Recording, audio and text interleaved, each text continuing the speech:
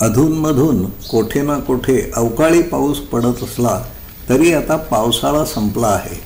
डोंगर उतारांवरील गवत वाळले आहे. साधारणपणे डिसेंबर अखेरपासून सह्याद्री उतारांवरील वणव्यांना सुरुवात होईल. नवीन रोपे होरपळतील, जळतील. जुनी रोपे शिल्लक असलीच तर करपतील, त्यांची वाढ खुंटेल. हे वणवे लागू नयेत, लागलेच तर रोखता यावेत यासाठी अग्निरोधक रेषा आखल्या जायला हव्यात. हिमालयातील वणवे सहसा डिसेंबर जानेवारीत लागत नाहीत. या काळात तेथे बर्फ पडते. बर्फवृष्टी होणाऱ्या या प्रदेशातील जंगलातील आग साधारणपणे एप्रिल अखेर भडकते. पण गेल्या काही दिवसांपूर्वी उत्तराखंडमध्ये वणव्याने जंगल जाळणे सुरू झाले आहे. बहुधा हा तापमान वाढीचा परिणाम आहे. या थंड प्रदेशात झाडांची पानगळ होते, फळांचा थर खाली पडतो. हा जैविक कचरा हलवला जात नाही. वास्तवात यापासून उत्तम जैविक खत तयार करता येईल. पाने फळांचा हा थर तापला की पेट घेतो. एका जागी लागलेला किंवा लावण्यात आलेला वणवा पुढे सरकत राहतो. वणवारोधक रेषा आखणे शक्य व्हावे म्हणून उत्तराखंडमधील 1.5 लाख झाडे तोडण्यात येणार आहेत. निदान तशी बातमी प्रसिद्धी माध्यमातून छापण्यात आली आहे. मुळातच फारशी झाडे नव्याने लावली जात नाहीत. लागलीच तर ती जगत नाहीत. उभे असणारे भले मोठे वृक्ष जर तोडण्यात आले तर त्याचे गंभीर परिणाम साऱ्यांना भोगावे लागतील. यामुळे तापमान वाढ होईलच. जंगलांवर अवलंबून असणाऱ्या अनेक जीवजाती नाहीशा होतील.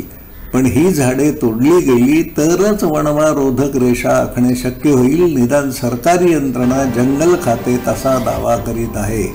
वणवारोधक रेषा आखणे आणि जंगलांना लागणारी आग नियंत्रणात आणण्याच्या कामात स्थानिक गावकरी आणि विद्यार्थ्यांना सहभागी करून घेता आले तर हे वणवे रोखणे सहज शक्य होऊ शकेल. वृक्षजागरूक माणसांचे प्रमाण वाढले आणि या माणसांनी वृक्षधर्म पाळला तर वणव्यांना निश्चित आळा घालता येईल. राजकीय नेतृत्वाला हे का कळू शकत नाही? दुर्दैवाने समाजातील शिकलेल्या, स्वतःला जबाबदार म्हणवणाऱ्या नागरिकांनाही याचे भान नाही.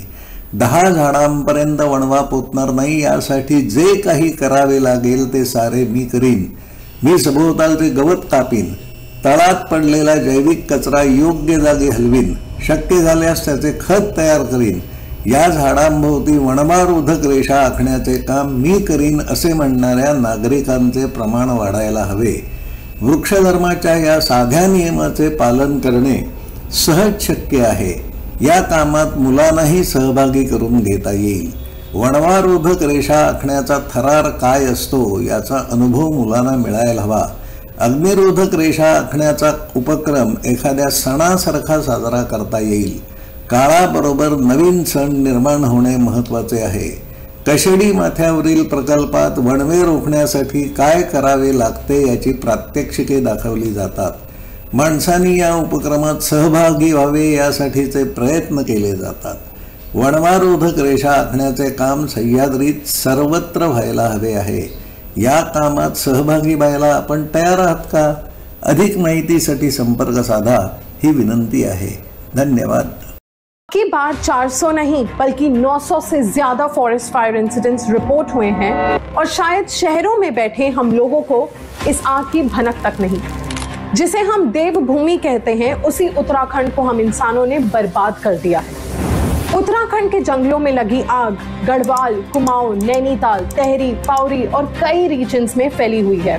पिछले नवंबर से अब तक उत्तराखंड में 900 से ज्यादा फॉरेस्ट फायर्स रिपोर्ट हुए हैं, जिसमें 1100 हेक्टेयर तक का लैंड बर्बाद हो गया है. इस आग ने अभी तक 5 लोगों की जान